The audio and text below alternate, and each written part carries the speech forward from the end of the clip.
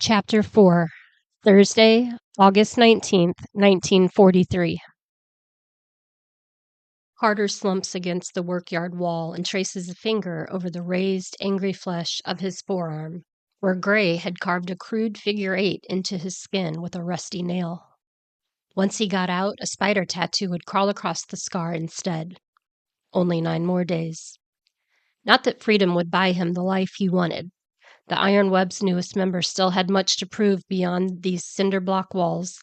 He'd already assured his loyalty by taking the rap for a shiv Gray had hidden beneath his mattress.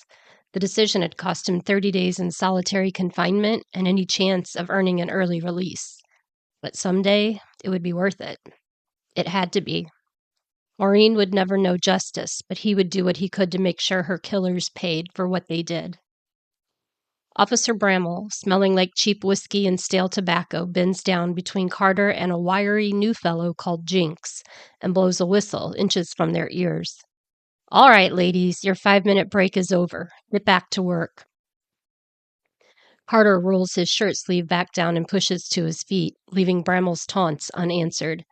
He'd made a name for himself in the workhouse this past year, but now wasn't the time to attract attention. For the next 9 days, he'd keep his head down and his mouth shut if it killed him, and it might. "Ever notice how Gray and Bramall both smell like brandy?" Jinx falls in line beside Carter, placing his steel drill against a large rock. With a grunt, Carter swings his sledgehammer against the drill, driving it deeper into the limestone. A corner of his mouth twitches. Jinx couldn't tell brandy from whiskey if they were in labeled bottles. Carter raises the hammer again and brings it down hard. The rock breaks in half with a satisfying thud.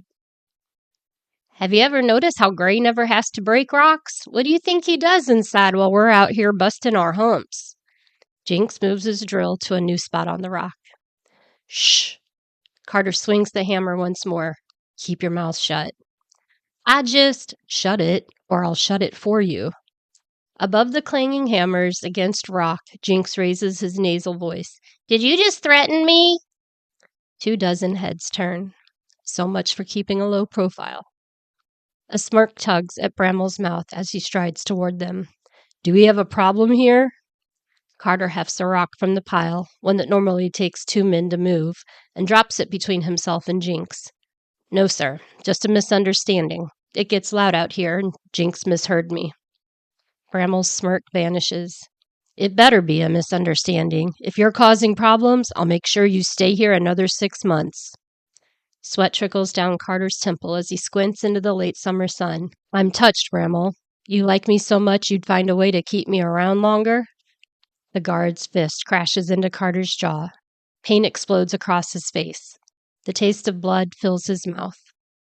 An extra few days might be worth it.